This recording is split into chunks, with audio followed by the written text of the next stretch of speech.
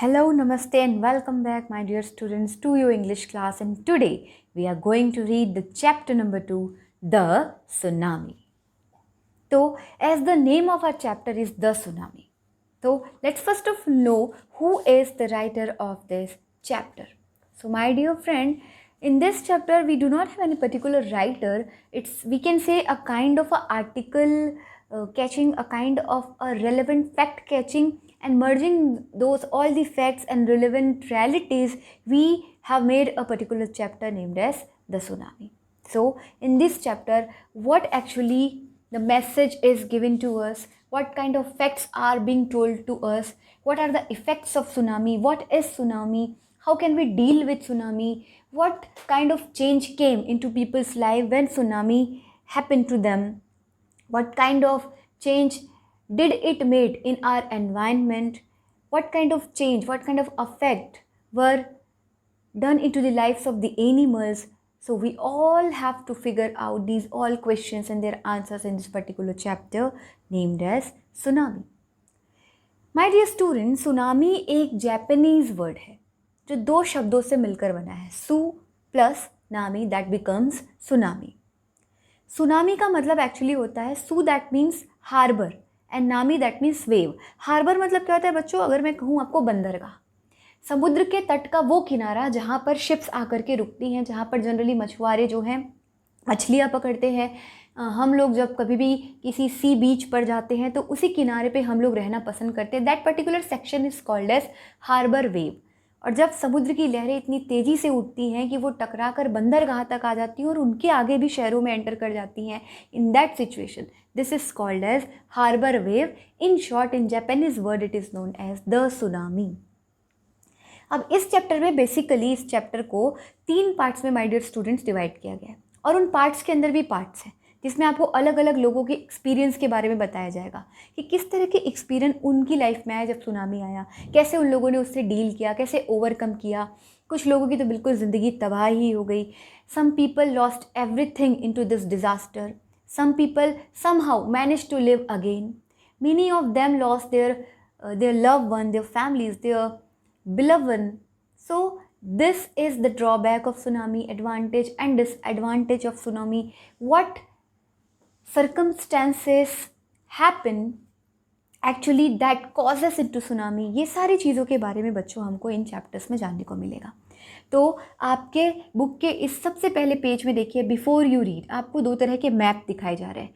एक मैप आपको दिखाया जा रहा है बच्चों अंडमान एंड निकोबार का, जिसमें बताया जा रहा है कि अंडमान एंड निकोबार के कितने सेक्शन हैं. तो आपको यहाँ पे बताया जा रहा है कि उसके नॉर्थ की तरफ के सेक्शन को हम कहते हैं नॉर्थ अंडमान, मिडिल सेक्शन को हम कहते हैं मिडिल अंडमान, लोअर सेक्शन को हम कहते हैं लोअर अंडमान, और उसके नीचे वाले सेक्शन को तो हम कहते हैं पोर्ट ब्लेयर. और वहीं पे पास में जो समुद्र पड़ता है वो कहलाता है आपका अंडमान सी. तो ये मैप दिखा के आपको बताया जा रहा है कि देखिए आखिर जब सुनामी आई होगी तो किस तरह से उसने इस पूरे के पूरे बीच को अफेक्ट कर दिया होगा. अंडमान सी में जब सुनामी आई तो किस तरह से ये पूरे का पूरा एरिया अफेक्ट हुआ होगा, हमें ये मैप देख के समझना है. और उसके बाद पोर्ट ब्लेयर के बाद एक छोटा सा जो सेक्शन पड़ता है उसको हम बोलते हैं लिटिल अंडमान. ठीक उस तरफ उसके नीचे आपको एक और मैप दिया हुआ है जिसको हम कहते हैं निकोबार आइलैंड. ये 2 अलग अलग आइलैंड है माय डियर स्टूडेंट्स, एक अंडमान आइलैंड और एक निकोबार आइलैंड. दोनों को मर्ज करके हम कहते हैं अंडमान एंड निकोबार आइलैंड्स. तो अब हम निकोबार आइलैंड्स का मैप देखते हैं. यहाँ पर आपके जो ऊपर की तरफ निकोबार आइलैंड के ऊपर की तरफ जो ओशन पड़ता है वो कहलाता है आपका इंडियन ओशन.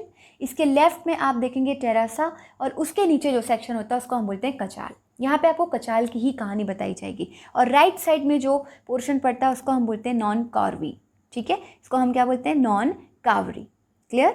अब सबसे नीचे जो राइट साइड में सेक्शन पड़ता है उसको हम कहते हैं ग्रेट निकोबार, और उसके लेफ्ट साइड वाले सेक्शन को हम कहते हैं लिटिल निकोबार.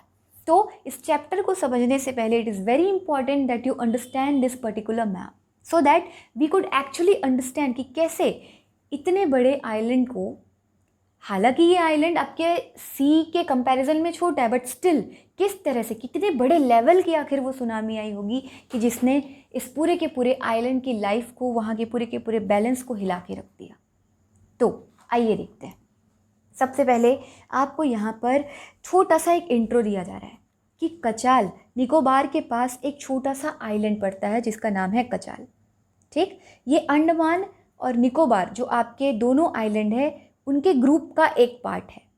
ठीक, अब जो अगला पॉइंट आपको बताया जा रहा है that is Nancowry is an island in Nicobar group. Nicobar group में एक और आइलैंड आपका पड़ता है दैट इज नॉनकावरी। ओके बेटा देखो ये क्या होता है, जो अंडमान एंड निकोबार है ऐसा नहीं कि ये दोनों दो अलग अलग सेपरेट आइलैंड है, इनके अंदर भी और बहुत सारे आइलैंड है।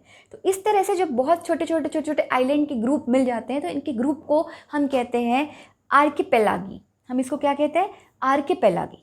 क्लियर? तो archipelago that means a group of many island, a group of many small island surrounded by a sea. ठीक है, तो this is what we called as archipelago. So there is one island called as Kachar in Nicobar Island. There is one more island called Nankavri in Nicobar Island. So Kachal and Nankavri are, इन दोनों के बीच की जो distance है वो आपको बता रहा है they are at least 100 mile apart. 100 mile apart है एक दूसरे से ये दोनों जो आइलैंड है। The Andaman and Nicobar island are to the west of India. ठीक है, इंडिया के वेस्ट में आपका जो अंडमान और निकोबार आइलैंड है वो पड़ता है। तो देखिए इस चैप्टर में आपको कहानी के साथ साथ ज्योग्राफी को भी अच्छे से समझना है। ठीक है, कि कछाल कहाँ पर है, वो निकोबार आइलैंड में है। ननकावरी कहाँ पर है, वो भी निकोबार आइलैंड में है। कछाल एंड ननकावरी आइलैंड के बीच का डिस्टेंस क्या है, तो 100 माइल है। कछाल और ननकावरी आइलैंड और इसी के साथ और भी बहुत से ऐसे छोटे छोटे आइलैंड हैं, इन सभी के ग्रुप को हम क्या कहते हैं, archipelago. Archipelago is group of small island surrounded by sea. अब अगली चीज़ जो आपको यहाँ पे बताई जा रही है कि Andaman and Nicobar island are situated to the west of the India. ठीक वैसे ही यहाँ पर आपको एक चीज़ बताई जा रही है कि निकोबार आइलैंड जो होता है वो अंडमान आइलैंड के नॉर्थ में है। कहाँ पर है Nicobar island? Nicobar island is situated to the north of the Andaman island. Clear? अब हम देखते हैं कि आखिर सुनामी क्या होती है। तो जैसा कि मैंने आपको नाम से बताया, सुनामी का मीनिंग होता है सू प्लस नामी which is a Japanese word which means harbour wave. जब हार्बर वेव यानी कि बंदरगाह के तट तक समुद्र की ऊंची ऊंची लहरें इतनी तेज़ी से पूरे आपके बीच तक आ जाती है, उनके भी आगे शहरों और जंगलों में चली जाती हैं और उनकी हाइट कई 100 फीट ऊंची होती है। 100 200 150 फीट ऊंची उनकी हाइट हो जाती है और वो अपने साथ पूरा जंगल, पूरा शहर, पूरे के पूरे इलाके को क्या करती हैं, डिस्ट्रॉय कर देती हैं, उसको तबाह कर देती हैं और एक पूरा का पूरा डिज़ास्टर छा जाता है। इसी को हम सुनामी कहते हैं। सुनामी माय डियर स्टूडेंट्स कई कारणों से हो सकती है। कई बार ये लैंडस्लाइड के कारण होती है, कई बार ये अर्थक्वेक के कारण होती है, कई बार स्मॉल स्मॉल स्मॉल स्मॉल आपके ट्रेमर्स आ जाते हैं अलग अलग जगहों पे जिनके कारण भी सुनामी आती है। तो एक बार क्या हुआ, जब समुद्र के सी वेव के अंदर एक छोटा सा अर्थक्वेक आया, बढ़ते बढ़ते बढ़ते इसका जो रेक्टेयर है, इसका जो ट्रेमोर है, इसका जो झटका है वो बढ़ गया और वो इतनी तेज़ी से बढ़ा कि पूरे के पूरे पानी में एक बहुत बड़े फोर्स के साथ वो भूकंप के झटकों ने एक वाइब्रेशन क्रिएट कर दिया और वो पानी की लहरें इतनी तेज़ी से ऊपर की ओर उठी कि कई 100 फीट की हाइट में उठ करके वो तेज़ी से आपके बीचेस की तरफ, आपके हार्बर लैंड्स की तरफ क्या होने लगी, बढ़ने लगी। और इसी को हम क्या कहते हैं, सुनामी कहते हैं। ऐसा एक बार एक्चुअली हो चुका है 26 दिसंबर 2004 को। 26 दिसंबर 2004 को पहली बार जब सुनामी आई तो उसने थाईलैंड और इंडिया के कई पार्ट्स को, जिसमें से अंडमान निकोबार आता है और आपका तमिलनाडु का कोस्ट आता है, उसको हिला के रख दिया। अब इसी के बारे में ये चैप्टर है कि क्या अंडमान और निकोबार में रहने वाले लोग जो उस समय वहाँ पर मौजूद थे वो सर्वाइव कर पाए? क्या तमिलनाडु कोस्ट पे पाए जाने वाले लोग सर्वाइव कर पाए? क्या उन्हें किस प्रकार का लॉस हुआ? उन्होंने अपने फैमिली मेम्बर्स को खोया तो कुछ बच भी पाए कि नहीं बच पाए? किस तरह से लोगों ने सिचुएशन से डील किया, हमारी गवर्नमेंट ने इसको कैसे टैकल किया, इन सब चीज़ों के बारे में हमको इस चैप्टर में पढ़ना है। So let's start. एक क्वेश्चन स्टार्ट करने के पहले आपसे यहाँ पे ये पूछा जा रहा है कि did animals sense that the tsunami was coming? Some stories suggest they did. तो यहाँ पे ये पूछा जा रहा है कि जब भी कोई इस तरह का डिज़ास्टर आता है तो क्या जानवरों में कोई सिक्स सेंस होता है कि उनको पहले से ही पता चल जाता है कि ऐसा कुछ होने वाला है तो वो वहाँ से चले जाते हैं? इज इट और नॉट, ये आपसे पूछा जा रहा है, आपको सोच के बताना है। और चैप्टर के एंड में इसका आंसर तो These stories are all from the Andaman and Nicobar archipelago. Igneous was the manager of a cooperative society in Kachal. His wife woke him up at 6 a.m. because she felt an earthquake. Igneous carefully took his television, set off its table and put it down on the ground so that it wouldn't fall and break. Then the family rushed out of the house. When the tremor stopped, they saw the sea rising. In the chaos and confusion, two of his children caught hold of the hands of their mother and fathers and brother and rushed in the opposite direction. He never saw them again. His wife was also swept away. Only the three other children who came with him were saved. अब यहाँ पर आपको कहानी बताई जा रही है बेटा एक इंसान की जिनका नाम है इग्नियस। इग्नियस जो थे वो कछाल में काम करते थे। कछाल का है मैंने अभी आपको बताया चैप्टर के स्टार्टिंग में कि वो है आपके निकोबार आइलैंड के लेफ्ट साइड का पोर्शन, ठीक। तो कछाल में इग्नियस जो थे वो एक कोऑपरेटिव सोसाइटी के मैनेजर थे। कोऑपरेटिव सोसाइटी क्या होती है? एक ऐसी सोसाइटी होती है जिसमें किसी भी सोसाइटी के बहुत सारे लोग आपस में मिलकर किसी एक पर्टिकुलर गोल को पूरा करने के लिए काम करते हैं। वो गोल हो सकता है आपके जंगलों को साफ करना या फिर पीने के पानी की सफाई के लिए काम करना। तो इसी तरह की एक कोऑपरेटिव सोसाइटी में जो हमारे इग्नियस थे, हमारे चैप्टर के पहले कैरेक्टर जो कि कछाल में रहते हैं, वो वहाँ पे कोऑपरेटिव सोसाइटी के मैनेजर थे। एक दिन उनकी वाइफ ने उनको सुबह 6 बजे उठाया क्योंकि उनको ऐसा लगा कि अर्थक्वेक आया है। उनको फील हुआ कि भूकंप के झटके आए। तो जैसे इग्नियस की वाइफ ने उनको उठाया, इग्नियस ने टीवी को नीचे रख दिया ग्राउंड में ताकि वो गिरे तो वो टूटे ना, और वो अपनी पूरी फैमिली के साथ घर से बाहर निकल के भागने लगे। और जब भूकंप के झटके रुके तो उन्होंने ये देखा कि अचानक जो सी का लेवल है वो राइज कर रहा है, यानी कि बढ़ता जा रहा है। उस समय उनको कुछ समझ में नहीं आया, वो बिल्कुल उनका दिमाग सुन्न हो गया, वो बहुत कंफ्यूज्ड हो गए। उन्होंने अपने बच्चों के हाथ को पकड़ा, बच्चों ने अपने मम्मी पापा के हाथ को पकड़ा और तीनों सी लेवल के अपोजिट डायरेक्शन में भागने लगे। और भागते भागते भागते भागते जब वो भाग रहे थे वो बच नहीं पाए, वो दोबारा कभी अपनी फैमिली को देख नहीं पाए। His wife was also swept away, उनकी वाइफ भी जो थी वो बह चुकी थी। Only 3 other children who came with him were saved. उनके 3 बच्चे जो उनके हाथ को पकड़े हुए उनके साथ थे, वे ही केवल उनके साथ में बच पाए। और इस तरह से इग्नियस की हंसती खेलती फैमिली सुनामी की एक झटके में क्या हो गई? बर्बाद हो गई। तो ये थी कहानी किनकी? इग्नियस की और उनके एक्सपीरियंस की ड्यूरिंग दी सुनामी। अब हम बात करेंगे किनकी? संजीव की। Sanjeev was a policeman serving in the Kachal Island of the Nicobar group of islands. He somehow managed to save himself, his wife and his baby daughter from the waves. But then he heard cries for help from the wife of John, the guest house cook. Sanjeev jumped into the water to rescue her, but there were both swept away. Sanjeev जो है वो एक policeman थे जो कछाल में ही काम करते थे, निकोबार आइलैंड ग्रुप के आइलैंड में। जब ये सुनामी आई तो किसी तरह उन्होंने अपने आप को, अपनी वाइफ को और अपनी बेबी डॉटर को तो बचा लिया, लेकिन अचानक उसी वक्त उनको अपने गेस्ट हाउस के जो कुक थे गेस्ट हाउस के जो उनके कुक थे जॉन, उनके रोने की आवाज़ आई।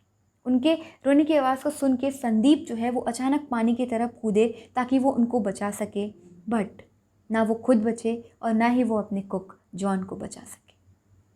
तो देखिए किस तरह जैसे जैसे हम चैप्टर में आगे पढ़ रहे हैं, हम लोगों के एक्सपीरियंस को सुन रहे हैं और ये देख पा रहे हैं कि सुनामी ने किस तरह लोगों की ज़िंदगी को तबाह कर दिया। आगे की तरफ 13 year old मेघना was swept away along with her parents and 77 other people.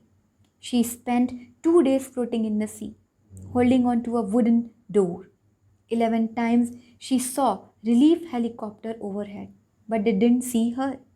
She was brought to the shore by a wave, and found walking on the seashore in a daze. अब हम बात करेंगे एक 13 साल की बच्ची मेघना की। मेघना और उसके पेरेंट्स और उनके साथ 70 और भी लोग जो उस समय उस वक्त बीच पे थे, वो सभी के सभी उस सुनामी में बह गए। किसी तरह मेघना ने अपने आप को बचा लिया। उसको एक लकड़ी के दरवाजे का टुकड़ा मिला। लकड़ी के दरवाजे को उस टुकड़े के सहारे मेघना ने उस सुनामी से भरे हुए समुद्र में 2 दिन काटे। मेघना इतनी थक गई थी, इतनी हताश हो गई कि उसके बॉडी में इतने ज़ख्म हो गए थे कि जब भी उसके सर के ऊपर से कोई हेलीकॉप्टर निकलता था तो उसके अंदर चिल्लाने की भी ताकत नहीं होती थी। और हेलीकॉप्टर इतने ऊँचे होता था कि वो उस सुनामी से भरे हुए समुद्र में यानी कि सी में मेघना को देख नहीं पाता था। और 2 दिन तक मेघना किसी तरह उस लकड़ी के दरवाजे के सहारे समुद्र के सी शोर पे आई और चलते चलते चलते चलते बिल्कुल बेहोशी के हालत में वो समुद्र के उस किनारे आकर के गिर गई। Almaz Javed was 10 years old. She was a student of Carmel Convent in Port Blair, where her father had a petrol pump. Her mother Rahila's home was in Nankavri Island. The family had gone there to celebrate Christmas. When the tremors came early in the morning, the family was sleeping. Alma's father saw seawater recede. He understood that the water would come rushing back with her great force. He woke everyone up and tried to rush them to a safer place. And they ran. Her grandmother was hit on the head by something and he fell down. Her father rushed to help him. Then came the first jam wave that swept both of them away. Alma's mother and aunt stood clinging to the leaf of a coconut tree, calling out to her. A wave uprooted the tree and they too were washed away. Alma saw a long wood floating. She climbed onto it. Then she fainted. When she woke up, she was in hospital in Kamutra. From there, she was brought to Port Blair. The little girl doesn't want to talk about the incident with anyone. She is still traumatized. बच्चों, जो अगली कहानी यहाँ पर आप लोगों को बताई जा रही है वो अलमास जावेद, जो कि खुद 10 साल के हैं। वो पोर्ट ब्लेयर में कैरमल कॉन्वेंट स्कूल के एक स्टूडेंट हैं। पोर्ट ब्लेयर में ही उनके पापा का एक पेट्रोल पंप है। उस पेट्रोल पंप में उसके पापा काम करते हैं। पोर्ट ब्लेयर में अलमास जावेद कॉन्वेंट स्कूल में, कार्मल कॉन्वेंट स्कूल में पढ़ते हैं। जिस दिन ये सुनामी आई, उस दिन अलमास और उनकी पूरी फैमिली सो रही थी। उनकी जो मम्मी थी राहिला, उनका जो घर था वो ननकावरी आइलैंड में था। ठीक है, ननकावरी आइलैंड में ये लोग सब लोग क्या सेलिब्रेट करने गए हुए थे? क्रिसमस सेलिब्रेट करने हुए गए थे। एज इट वाज 25 दिसंबर और 26 दिसंबर को ये पर्टिकुलर इंसिडेंट हुआ था। सभी लोग उस वक्त क्रिसमस सेलिब्रेट कर रहे थे कि अचानक उस दिन 26 दिसंबर को ये सुनामी आई। जब ये सुनामी आई तो क्रिसमस सेलिब्रेट करने के बाद अलमास जावेद और उनकी फैमिली, उनके मम्मी पापा, उनकी दादी, सभी के सभी ये लोग सो रहे थे। अचानक जब सुबह के समय उनके पापा को एक झटका महसूस हुआ भूकंप का, वो उठे और उठते उनको समझ में आ गया कि कुछ तो गड़बड़ है। उनको लगा कि सी लेवल बढ़ रहा है और पूरे फोर्स के साथ हमारे घर की तरफ आ जाएगा और सब कुछ ख़त्म हो जाएगा। जैसे उनको ये एहसास हुआ, उन्होंने हर किसी को उठाया। अपने पूरी फैमिली मेम्बर्स को उठाने के बाद वो सब लोग किसी सेफ़र प्लेस की तरफ भाग ही रहे थे कि अचानक उनकी दादी को किसी चीज़ से टकरा गई वो, और टकराने की वजह से उनके सर पे चोट लगी और वो गिर गई। जब वो गिरी तो उनके फादर, अलमास के जो फादर थे, वो अपनी माँ को बचाने के लिए उनकी तरफ दौड़े। लेकिन जब तक वो अपनी माँ को बचा पाते तब तक बहुत देर हो चुकी थी। सुनामी वहाँ पे आ गई थी और उस सुनामी में उनकी दादी, अलमास की दादी और पापा बह गए। अलमास मदर और उनकी जो आंटी थी, अलमास की जो मम्मी और आंटी थी, वो किसी नारियल के पेड़ के सहारे उसको मजबूती से पकड़ के वहाँ पे खड़ी हुई थी। लेकिन सुनामी की वेव इतनी तेज़ थी कि उसने उस झाड़ को पूरे जड़ से उखाड़ दिया, और जब झाड़ उखड़ करके समुद्र में बहा तो उसके साथ साथ अलमास की मम्मी और उनकी आंटी भी बह गई। किसी तरह अलमास को एक लकड़ी का टुकड़ा मिल गया और उस लकड़ी के टुकड़े के सहारे फ्लोट करते करते करते करते अलमास किसी तरह बेहोशी में समुद्र के किनारे एक तट पे आ गया। जब वो तट पे आया और जब उसकी आंख खुली तो उसने देखा कि वो तट पे नहीं है, वो कामोत्रा में किसी हॉस्पिटल में है। उस पोर्ट ब्लेयर की सुनामी ने उस 10 साल के बच्चे अलमास जावेद के दिमाग में इतना गहरा सदमा पहुंचाया, क्योंकि उसने अपनी फैमिली को अपने सामने मरते हुए देखा, उनको उसने खो दिया। वो दर्द, वो तकलीफ़ उस 10 साल के बच्चे अलमास जावेद के मन में इस तरह से भर गई थी बच्चों, कि वो उस दर्द से, उस ट्रॉमा से हॉस्पिटल में रहने के बावजूद भी नहीं निकल पाया। अलमास उस सदमे के बारे में, पोर्ट ब्लेयर में आई हुई उस सुनामी के बारे में, जिसमें वो तो बच गया पर उसकी पूरी की पूरी फैमिली तबाह हो गई, किसी से भी बात नहीं करता था। वो इतना ज़्यादा ट्रॉमेटाइज्ड था कि आज भी